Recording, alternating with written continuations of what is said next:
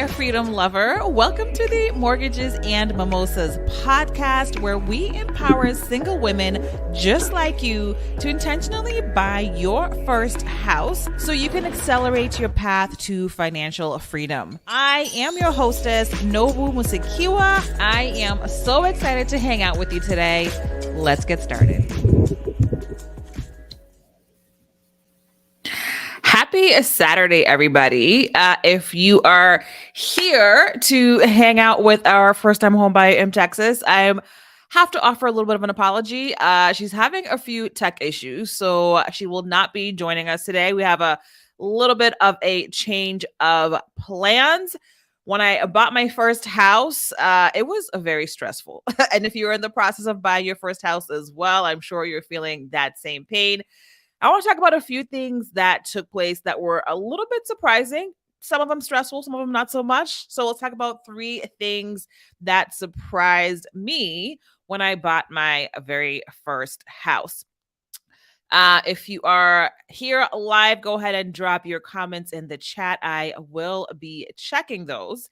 But the very first thing that took me by surprise was how much I was actually able to get for this mortgage.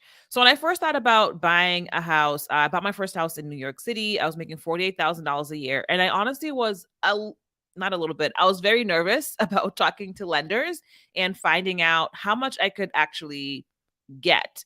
And initially, any time that I reached out to somebody and they said, okay, here's how much you can get for your mortgage, it felt like this dream, like it wasn't really real. And it felt like I was kind of like cheating the system. So I have since changed my mindset and I don't think that way, but it felt like, oh, did they make a mistake? Should I actually get this much money? But initially I had been approved to get 175,000, I think, for a condo. And then I had switched and decided to get a multi-family house instead.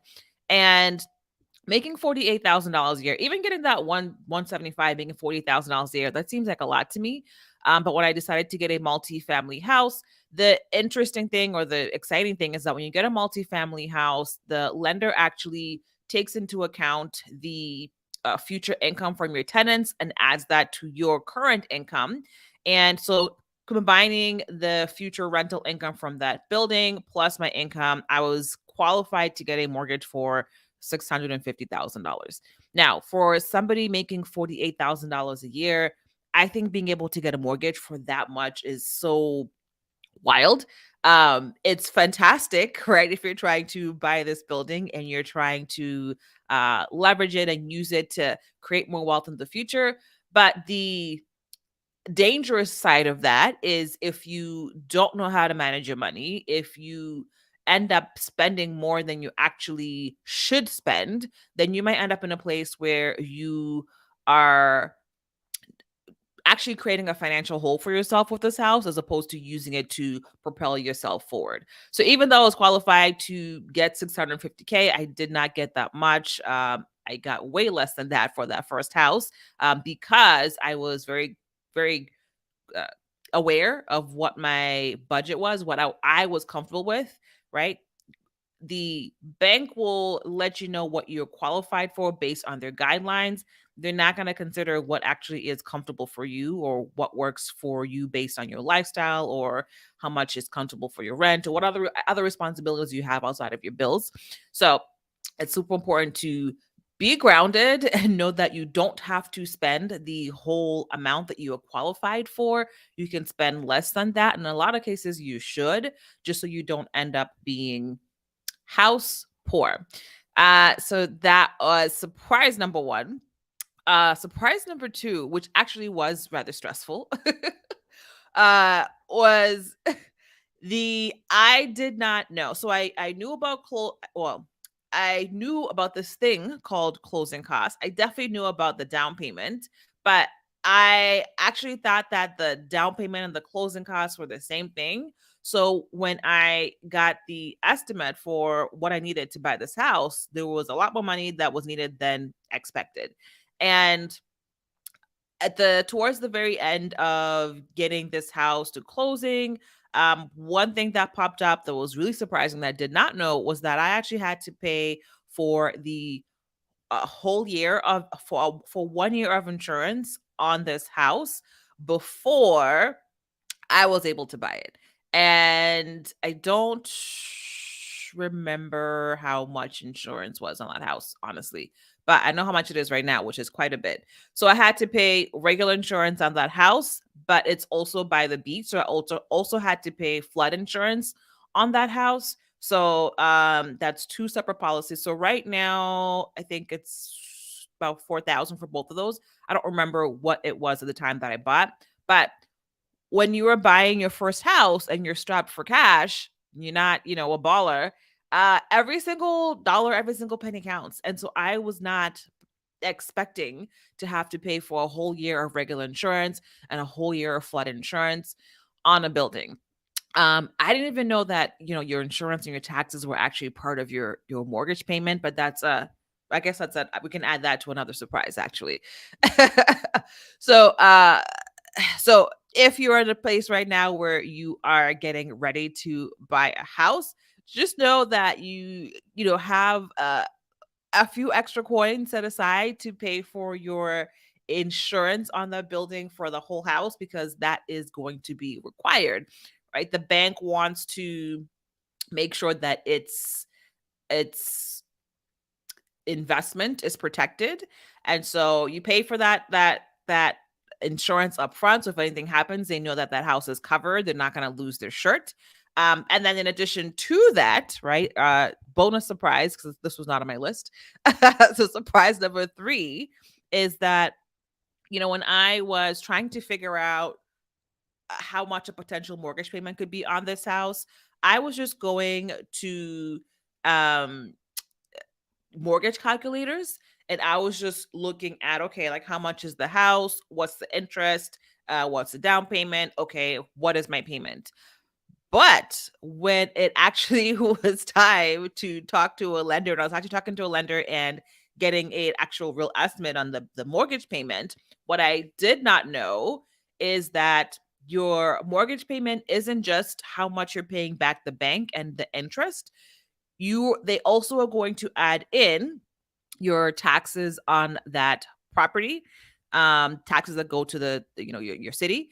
They're also going to add in your insurance. So your annual insurance is going to be split up into 12 and then added into your monthly payments. And they're also going to, if you put less than a 20% down payment on this house, you're also going to be paying a mortgage insurance premium every single month as well.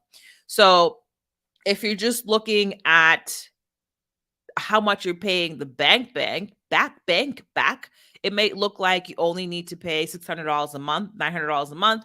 But then once they add in the taxes on that house, once they add in the insurance on that house, once they add in that mortgage insurance premium, then it could end up being, a lot higher than, what you are actually, what you think you're supposed to pay. And so when you are estimating what you think the payment might be on this house and you're trying to figure out how much you can afford on a mortgage, you want to make sure you're accounting for that PMI, the taxes, and the insurance. And the PMI, you can do an estimate. You won't know the exact number until you talk to a lender because that number is going to vary. The taxes, you can find that on Zillow or Realtor. The taxes on the building are always listed. And for insurance, once you get closer to actually buying, once you're looking at places, you can always call your insurance company or any insurance company and just get an estimate, and then just use that for your calculations. But you won't know the specific numbers for all these until you have actually decided on a specific building and signed the contract and decided to move forward with that. And it can be a big difference between just the interest and the payment versus the taxes, insurance, and all that. So in this current house that I'm in right now, and in Indiana, the actual money to the bank, I think, is 600-ish, but then the total payment, including the taxes, insurance, and PMI, was about 970. So that's a significant difference if you were thinking your payment is only 600, but it's actually going to be 700. Another thing that surprised me in a good way. This was a good surprise. Was that if you are actually short, so you're gonna need your closing costs and your deposit, closing costs and your down payment. And if you, as you're going through this process, you find out from the lender that you actually need more money than what you actually have available, you can actually get a gift from anybody. So whether you need $1,000, $2,000, whatever, anybody can write you a check, put those funds in your account or transfer or whatever. You will just need a letter from that individual stating that they are giving you a gift of X amount of dollars and you don't have to pay them back. And then the bank will also want to see a month or two of statements from that person's account where that money came from, just so they can verify that those funds are not sketchy. So if you're in a place where you're worried that you want to have the perfect amount of money ready for you to buy this house, you want to be prepared. Yes, so if you can get at least 6% of what the sale price is ready, that's a good amount to start with. But if anything goes awry, and let's say you need to pay for flood insurance and you were not expecting it, you can always reach out to somebody close to you that can help you with those funds for you to finish up. So you don't want to lose a deal for $1,000 or $2,000 if you can find it from somewhere. Sometimes when you need the thing, when it comes down to it, right, if you talk to people, a lot of times people come through for you, even though you may not be expecting it, or even though you don't even think that there's a possibility of this happening. And these things happen a lot where last minute you need funds that you were not expecting. I hear these stories quite a bit. So if you are in a place where you are not sure if you want to buy a house or not, go ahead and check out this next video, which will walk you through exactly what you have to do to get started.